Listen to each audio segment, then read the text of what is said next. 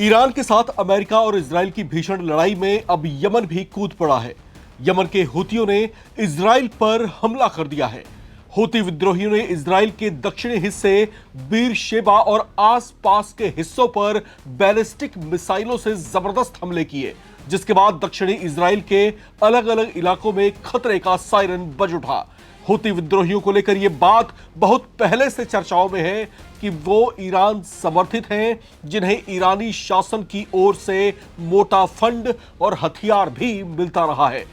Iran के साथ America और इजराइल की जंग शुरू होने के बाद से ये बातें भी लगातार चर्चाओं में थी कि क्या इस युद्ध में यमन भी उतर सकता है। उन तमाम सवालों पर विराम लगाते हुए यमन के हूती विद्रोही इजराइल पर आखिरकार टूट ही पड़े।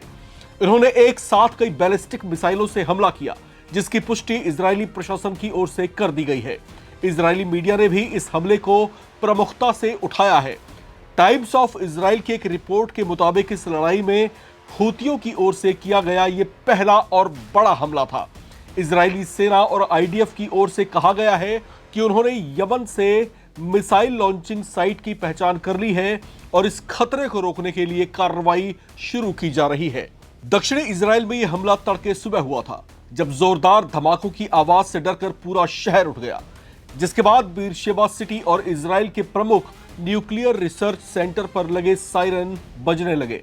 बताया जा रहा है कि ईरान और हिजबुल्लाह की ओर से इजराइल के अलग अलग हिस्सों को निशाना बनाकर रात भर हमले किए जाते रहे। इन हमलों के बाद यमन के हूती विद्रोहियों ने यह चेतावनी भी जारी की है कि अगर ईरान के खिलाफ जारी इजराइल और अमेरिका की जंग में कोई और देश इनका साथ देते हैं तो उसे रोकने और जवाबी कार्रवाई के लिए मजबूर होना पड़ेगा। यह हूती की सीधी धमकी है, जो सीधे तौर से मिडिल ईस्ट के देशों के लिए हो सकती है, जो ईरान पर हमले की लगातार धमकियां दे रहे हैं।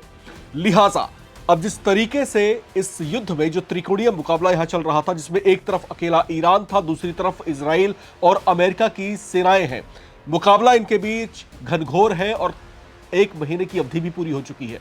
इस 1 महीने की अवधि के बाद भी चौंकाने वाली बात यह है कि इस युद्ध की जो त्रासदी है वो घटने का नाम नहीं ले रही है, जो आक्रामकता है वो घटने का नाम नहीं ले रही है। अब इसमें जो है हूती विद्रोही भी कूद पड़े हैं और इस तरीके से अब ये स्थितियां बेहद ज्यादा गंभीर होती जा रही हैं। और ये उस समय हुआ है जब सऊदी अरब की तरफ से ये धमकी सीधे तौर से ईरान को दी गई थी कि अब हमको तुम्हारे ऊपर हमला करने के लिए मजबूर होना पड़ेगा, अब हम तुम्हारे ऊपर जो है रिटेलिएशन करेंगे। उस रिटेलिएशन की धमकी के बाद इस तरीके से यमन का इसमें कूद पड़ना कहीं ना कहीं इस बात के संकेत है कि यमन सीधे तौर से थ्रेट दे रहा है, सीधे तौर से धमकी दे रहा है, चेतावनी दे रहा है कि अगर इस मुकाबले में, इस युद्ध में अगर मिडिल ईस्ट का कोई और देश उतरने की जरूरत करता है तो उसको रोकने के लिए, उसको थामने के लिए यमन की जो सेना है वो तैयार बैठी है।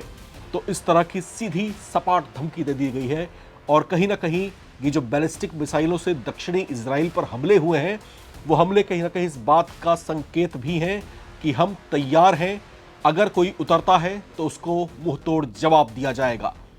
इस पूरे गतिरोध पर आपका क्या कहना है? क्या आपको लगता नहीं कि ये जंग जो है महायुद्ध की शक्ल लेता जा रहा है? कैसा अंत होगा इसका? क्या सोचते हैं आप? लिखकर कमेंट बॉक्स में शेयर करें। देखते रहें नवभारत टाइम्स।